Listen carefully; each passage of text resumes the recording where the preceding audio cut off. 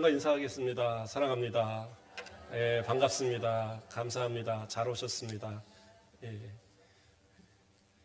이 겨울이라서 그런지 옷들을 이렇게 오히려 더 이쁘게 입으시는 것 같아요. 예, 이렇게 못 보던 코트들도 보이고, 어쨌든 하나님 앞에 또 예배함에 또 이 시간 하나님의 주시는 은혜가 우리 가운데 충만하기를 간절히 소망합니다. 오늘 말씀의 제목은 말입니다. 말. 예, 타는 말 말고 우리 입에 나오는 말. 말에 대한 중요성을 우리가 생각할 때에 그리스도인들은 특별히 말에 대한 조심들을 해야 되지 않을까라는 생각이 들더라고요. 미국의 그 텍사스 주립대학에서 예전에 그런 이제 조사를 했다 합니다. 하루 동안에 사람들이 몇 단어나 말을 할까? 그래서 남자나 여자의 보통 얼마 정도 말을 할까 해보니까 평균 16,000단어를 말한답니다. 16,000단어. 뭐 우리나라는 좀 다를지 모르지만 미국에서는 그랬다 그래요. 그러니까 상당히 많은 말을 하는데, 근데 좀 특이한 것은 말을 하는 양은 비슷한데 말의 스타일들은 전혀 다르더라는 거예요. 주로 사용하는 단어들이 다르고, 속어냐 또는 아니면 정제된 말이냐 뭐 이런 차이들이 난다는 거겠죠. 참 우리는 많은 말을 하면서 살아가는 겁니다. 그러면 우리의 말은 그 들려지는 사람에게 어떠한 느낌으로 받아질까요? 제가 친구들 이제 사역을 시작하면서 워낙 사역을 좀 일찍 시작하고 그래서 가까운 동네 가까운 데서 사역을 할 때는 그래도 친구들을 자주 봤는데 좀 멀어지고 이제 먼 지역에 살다 보니까 한 뭐 몇 년에 한 번씩 봤어요. 근데 여기 이제 순천 내려와서는 5년이 지나니까 그 전에도 몇 년 안 보고 이러다 보니까 한 7, 8년 안 본 친구들이 있더라고요. 친한 친구들인데. 그런데 어쩌다 이렇게 만나면 보통 전에도 뭐 한 3년에 한 번 뭐 이렇게 만나고 그랬는데 만나면 매번 느끼는 것이 뭐냐면 점점 서로 말하는 말투가 달라져요. 어렸을 땐 다 똑같았는데 뭐 사투리 이런 거 말고 사용하는 단어들이 달라요. 중장비를 하는 친구들은 아무래도 많이 거칩니다. 거친 말들을 많이 말을 하고 자신들은 못 느끼죠. 어쩌면 어렸을 때는 다 같이 막 그렇게 했는지 모르겠는데 그런 모습이 있고 또 이렇게 학원 이렇게 운영하고 가르치고 하는 이 친구의 말은 그냥 그 말투 자체가 약간 가르치는 말투가 있어요. 그래서 뭔가 이렇게 꼭 설명을 하고 가르쳐야 되고 뭐 이런 듯한 말투가 있고 또 은행 지점장 하는 친구는 되게 이 말이 딱딱 떨어지더라고요. 이 친구가 그런 스타일이 아닌데 말이 딱 정제도 돼 있지만 뭐라고 그럴까 좀 이렇게 인간미가 없어 보이는 말투가 좀 있더라고요.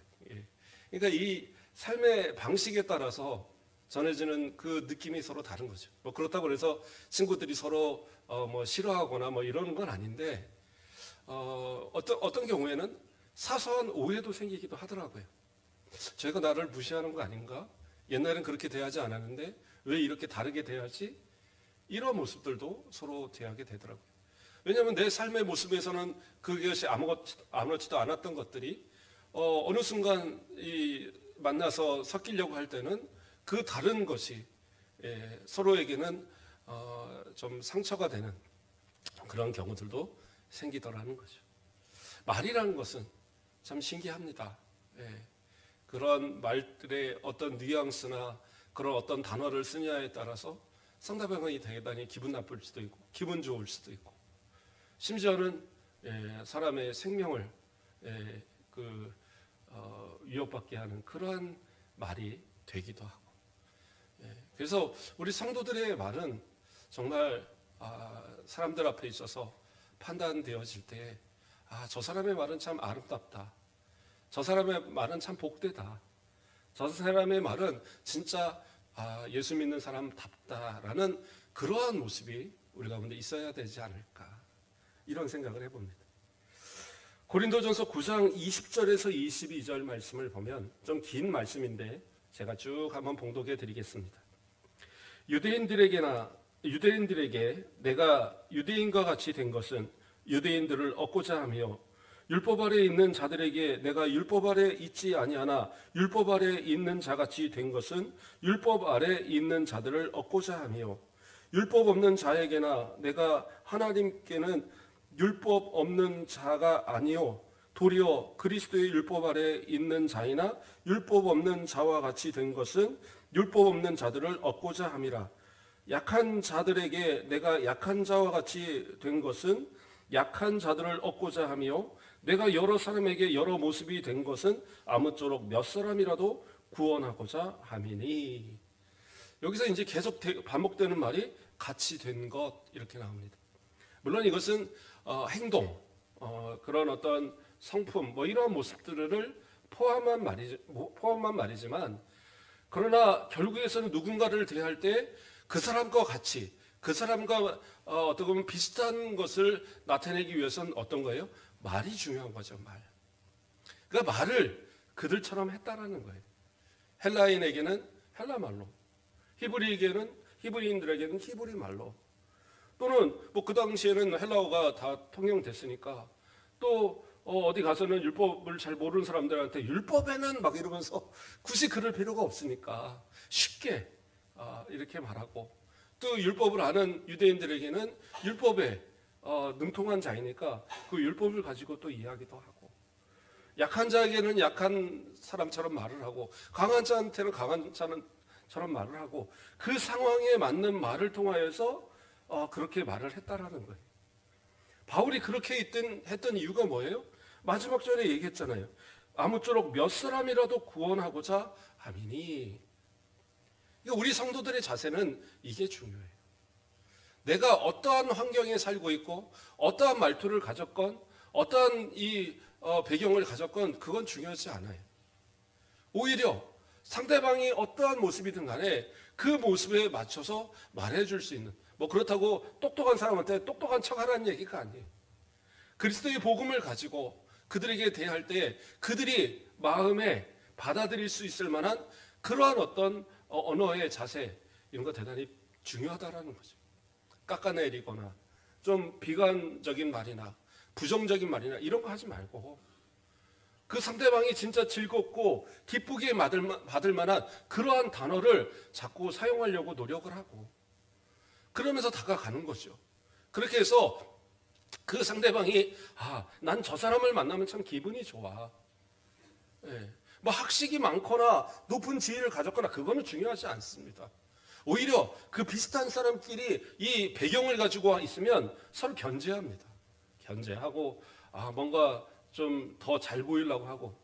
그러나 전혀 다른 환경의 사람들이 만나면요, 그런 건 없어요. 그런데 중요한 건 뭐예요? 상대방에 맞춰서 겸손한 자세, 그리고 그 사람에게 그 이해가 될 만한 그러한 언어를 택하고 조심하게 하는 그러한 모습이면 누구라도 서로가 서로에게 마음을 열 수 있는 그런 모습이 되는 거예요. 그렇잖아요. 우리 뭐 이 지역에서 다 전라도니까 그냥 우리 전라도야 막 이러지만, 그러나 저 다른 지역에 갔을 때 보면 그렇잖아요. 이야기해 보면 이거 우리 동네 사람 같은데 하면서 얘기 한번 나오면 동네만 마저도 벌써 이 사람하고는 모든 게 이제 다 허용이 되고 그런 관계가 되잖아요.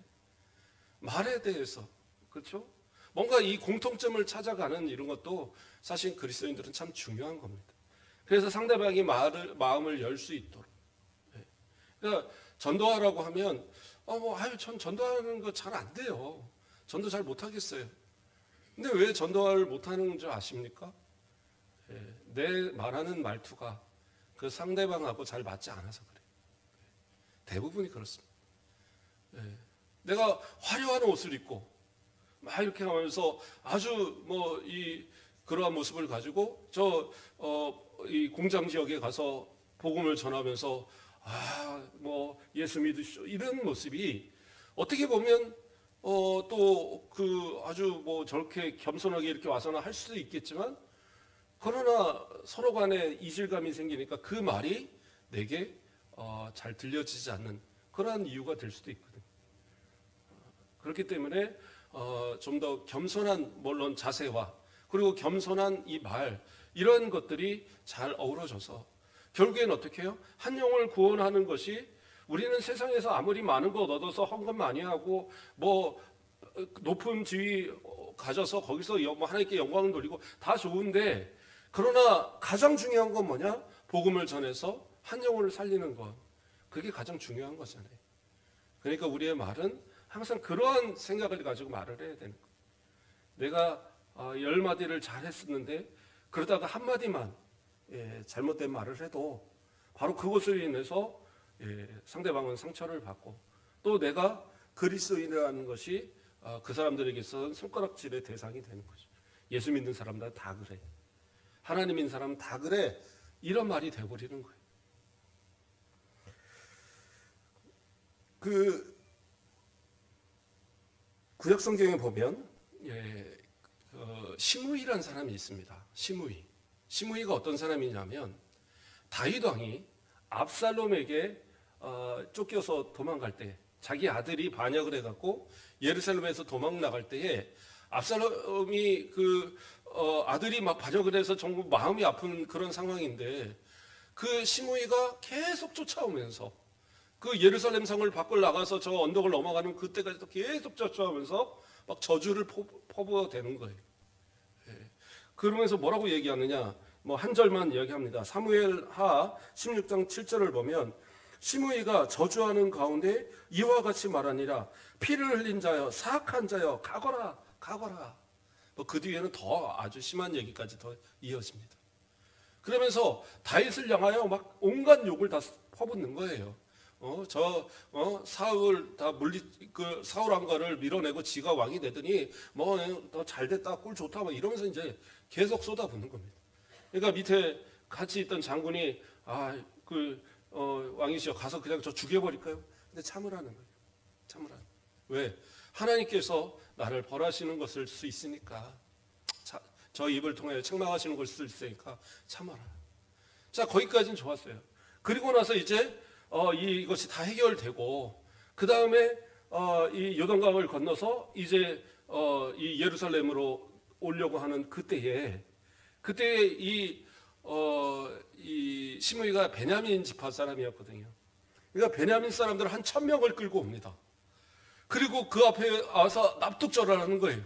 잘못했습니다, 살려주세요, 제가 잘못했습니다, 뭐 이러면서 이제 거기서 비는 거예요. 원래면 혼자 와야지. 1000명을 대동하고 온 건 뭐예요? 진짜 왕이 죽이려고 하면 뭔가 대적하려고 하는 그런 의도도 있지 않았는가라는 생각이 듭니다. 그러나 어쨌든 왕의 입장에서는 자신의 사랑하는 아들 압살롬이 죽었고, 또 전쟁에서 돌아오는 가운데 또 괜히 피를 흘리고 싶은 마음이 없으니까, 사무엘하 19장 23절에 뭐라고 그러냐면, 왕이 시므이에게 이르되 내가 죽지 아니하리라 하고 그에게 맹세하니라. 자, 그 저주의 말을 막 퍼붓는 그러한 모습들을 보면서 그 가슴 아프고 화가 났을 다윗이 용서를 구하니까, 그래, 내가 용서할게, 맹세할게 라고 얘기를 했거든요. 우리 이제 여기까지만 생각하면, 아이고, 그렇게 악한 말을 했는데도 다윗이 참 마음이 넓네, 이런 생각을 할 거예요. 그런데 그렇지 않았어요. 시므이의 그 악독한 말, 그 마음에 상처를 주는 그 말을요, 평생을 기억을 합니다. 그리고 그가 마지막 죽을 때에 자신의 아들 솔로몬에게 부탁을 해요. 뭐라고 부탁을 하느냐? 열왕기상 2장 9절 말씀을 보면, 그러나 그를 무죄한 자로 여기지 말지어다. 너는 지혜 있는 사람으로 그에게 행할 일을 알지니 그의 백발이 피 가운데 세월에 내려가게 하라, 이렇게 얘기합니다. 그러니까 편안하게 죽게 하지 마라. 좀 원수 좀 갚아줘라. 피 가운데, 결국에 뭐예요? 비참한 죽음으로 죽게 만들어라. 그걸 유언하고 죽었어요. 용서한다 말은 해놓고 돌아서만 자꾸 생각이 나는 거예요. 잠잘 때마다 생각이 나고, 무슨 일 있으면 생각이 나고, 저 왼수. 그런데 겉으로 인자한 척 하려니까 얼마나 힘들었겠어요. 그러니까 마지막 아들한테, 그 시므이 평안하게 죽지 하지 마. 피 가운데 죽게 만들어. 그러고는 죽었어요. 다윗도 대단합니다. 그걸 마음에 품고 그렇게까지 한다라는 거. 그런데 그만큼 상처가 되는 거예요. 말이라는 그런 겁니다. 그래서 함부로 말하지 마세요. 특히 우리 그리스도인들은 함부로 말하면 안 돼요. 다른 사람한테 상처 줘갖고 평생을 기억할 만한 그런 말을 남기면 하나님 앞에 갔을 때 뭐라고 하겠어요? 심지어 어떤 이는 저주를 합니다. 누구예요? 이세벨. 아합 왕의 북이스라엘의 아합 왕의 아내인 이세벨. 자, 엘리야가 저 갈멜산 꼭대기에서 450명의 그 바알 선지자들과 싸워 대결에서 이기고, 밑에 또 기손 시내가에 가서 그들을 다 죽이고, 다시 이제 갈멜산 꼭대기에 올라가서 하나님 앞에 기도하고, 그리고 나서 뭐가 내렸어요? 비가 내렸죠. 여기까지는 좋았습니다. 막 하나님이 은혜 주셔서 또 달려갔고, 이스라엘 이 아합의 성이 있는 그때까지 잘 도착을 했어요. 그리고 뒤따라온 아합이 또 신나게 그 부인 이세벨에게 참 놀라운 일이 있었네. 불이 막 제단에 내리는데 450명 그렇게 애썼는데도 안 되는데 엘리야 한마디 기도에 그렇게 막 불이 내리네. 또 엘리야가 가서 그렇게 기도하니까 이렇게 또 비가 내리네. 야, 대단해 하고 막 얘기하고 있었는데 이세벨은 뭐야? 자기가 세운 450명의 그 바알 선지자들을 순식간에 죽게 만드니까 화가 난 거예요. 그러니까 뭐라고 저주를 합니까? 열왕기상 19장 2절을 보면 이세벨이 사신을 엘리야에게 보내어 이르되 내가 내일 이맘때에는 반드시 내 생명을 저 사람들 중 한 사람의 생명과 같게 하리라. 그렇게 하지 아니하면 신들이 내게 벌 위에 벌을 내림이 마땅하리라 한지라. 이렇게 말한 거예요. 그러니까 저주를 막 퍼붓었죠. 내가 너 가만히 둘 줄 알아? 내가 군대 다 끌고 가서 너 반드시 죽일 거야. 내가 너 못 죽이면 내가 벌 받아. 이런 말을 아주 악독하게 외칩니다. 이 말에 그 하나님의 능력을 행하던 엘리야가 어떻게 해요? 저 브엘사바로 가서 자기 그 종 내려놓고 자기는 광야로 하루길을 더 가갖고 가다 지쳐서 로뎀나무 이 수풀에 그 덤불입니다. 덤불 밑에 고개만 딱 박아놓고 그리고 누워갖고 아이고 이제 죽어야지. 나는 죽어야지. 그러고 이제 있는 거예요. 하나님 죽여주세요. 그 한마디가 마음에 상처가 되고 그 열심을 다 녹아내리게 하고 하나님 앞에 그 뜨겁던 신앙이 순식간에 무너지게 만드는 것이 바로 이세벨의 말 한마디였어요. 말은 그렇게 무섭습니다. 하나님은 그래도 엘리야를 사랑하시니까 어떻게 해요? 천사를 보내서 물을 먹이고 떡을 먹이고 실컷 먹여서 다시 일으켜 세워갖고 그 하나님의 산 호렙으로 40주야를 달리게 해서 그리고 데려와서 하나님께 그를 다시 힘있게 세워주셨지만 결국엔 어떻게 합니까?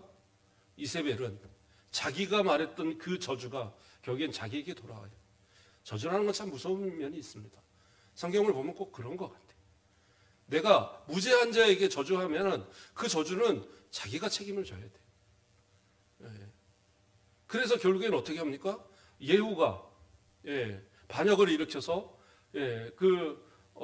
이 아합의 모든 그 신하들 다 죽이고 그리고 이제 그 성으로 진격했을 때 이세벨이 그 창가에서 이렇게 있는데 예후가 들어오니까 저 예후를 잡아라 막 이러는데 오히려 예후가 당당하게 죽기 싫으면 저 이세벨을 창에 던져. 그러니까 신하가 예후 말을 듣고 거기서 집어 던져버립니다. 그 성 위에서. 그러니까 어떻게 해요? 떨어져도 죽었어요. 피가 난자합니다. 그리고 이제 그 예후가 집에 들어가서 같이 그 성에 들어가서 식사를 좀 하다가 아무리 생각해도 그래도 왕비인데 그래도 공주의 출신인데 그 사람을 그렇게 해서는 안 되겠지. 가서 장사를 좀 지내줘. 그리고 어떻게 해요?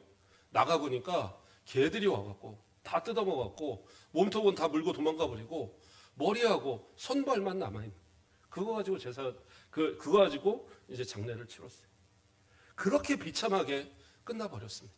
물론 그 사이에는 이제 나봇의 포도원을 빼앗은 그런 일도 있었지만 결국에는 그러한 말의 저주, 악독한 저주가 결국에 누구한테요? 자기가 돌아오잖아요. 그러나 하나님의 사람들은 어떻게 해요? 축복해야 돼요. 축복. 축복의 말은 또 어때요? 축복받는 사람이 합당치 못하면 그건 또 자기한테 돌아오는 거예요. 예수님께서 그 12제자를 세우시고 그 12제자를 파송하셨어요. 파송해서 가서 전도하라고. 예, 그러면서 이스라엘의 이 여러 유다의 여러 고을로 이제 보냈습니다. 그러면서 뭐라고 얘기하셨냐면 마태복음 10장 11절에서 13절 말씀을 보면 어떤 성이나 마을에 들어가든지 그 중에 합당한 자를 찾아내어 너희가 떠나기까지 거기서 머물라. 또 그 집에 들어가면서 평안하기를 빌라. 그 집이 이에 합당하면 너희 빈 평안이 거기 임할 것이요 만일 합당하지 아니하면 그 평안이 너희에게 돌아올 것이니라. 이렇게 말하고 있어요. 그러니까 이게 뭐예요? 축복을 했는데 그 축복받을 사람이 그 축복의 대상이 못 되면, 합당치 못하면 그 축복이 누구한테 와요? 나에게 온다는 거예요. 이게 뭐 돈 드는 것도 아니잖아요. 그러니까 좋은 말들을 많이 하시라는 거예요. 축복의 말들. 이게 그리스도인들이 가장 가져야 될 기본적인 자세예요. 예.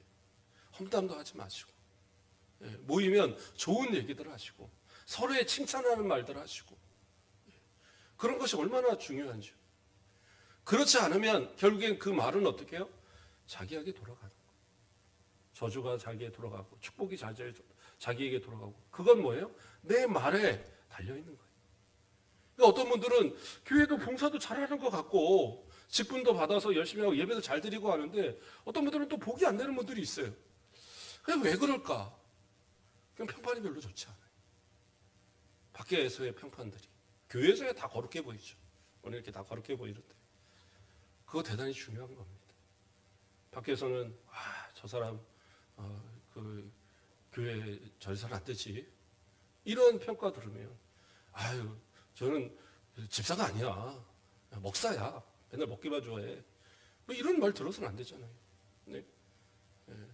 목사도 마찬가지고 장로도 마찬가지고 권사도 마찬가지고 세상 사람들이 바라볼 때에 저 사람은 참 그리스도인이야 라는 말을 들어야지, 그 말에 그 말을 가지고 그 행동을 가지고 자신을 어떻게 보면 욕을 먹고, 더 나아가서는 교회가 욕을 먹고, 더 나아가서는 하나님이 욕을 먹는 이런 상황이 벌어지면 안 된다라는 거예요.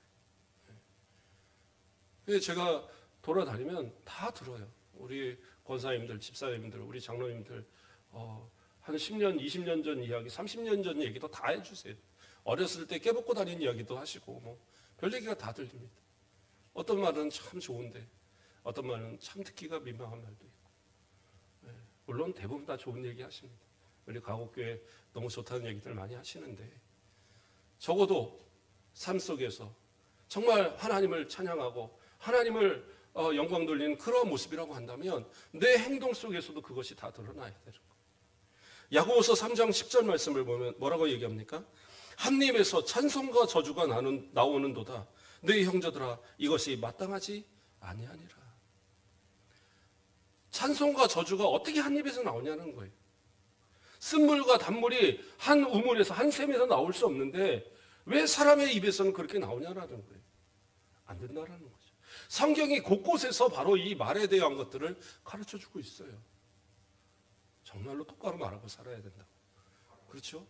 내가 다른 사람 다 이 정도 말은 해요. 이 정도 욕은 해요. 이 정도 거짓말은 해요. 이 정도 그런 거는 그냥 서로 친하니까 한 거예요. 그러지 마세요. 예수 믿으면 달라져야 돼요. 내 입에서 어떠한 말이 어떻게 나오냐에 따라서 그 결과는 절대 상상하지 못할 정도예요. 그래서 때로는 그래요. 어떤 사람은 그런 거 있잖아요. 잘 모르는 사람들이 그런 얘기 하거든요. 죽겠다는 사람 있으면 나가 죽어라 그러면 절대 안 죽는다는 거예요. 아니에요. 죽어요. 큰일 납니다. 누군가 만약에 죽고 싶다 그러면 야, 일로 와. 가서 내가 따뜻하게 국밥 하나 사줄게 하고 실컷 먹여놓고 손 하나 붙들고 우리 행복하게 잘 살자. 힘들면 또 찾아와. 이렇게 잘 해줘야지. 거기다 놓고 아이 그것도 못해. 예수 믿는 사람이 그것도 못 이겨? 아, 다 믿음으로 이기는 거지. 믿음 없어서 그래. 아이고, 그러려면 나가 죽어. 그럼 어떻게 해요? 진짜 나가 죽어요. 큰일 나요. 예. 하나님 앞에서 말해. 그러한 모습. 내 입에서 하나님을 찬송하는 찬송이 나온다면 내 입에서는 사람들을 향해서도 축복의 말이 나가야 돼. 찬송의 영광을 돌린다고 예배의 모습을 한다고 하면서 내 입술로는 저주가 나갔다? 악한 말이 나갔다? 사람들을 비방하는 말이 나간다? 불평하는 말이 나간다? 예, 비방하는 그런 말들이 나간다? 그게 어떻게 가능한 얘기하는 거예요. 불가능한 것을 우리는 하고 있는 거예요.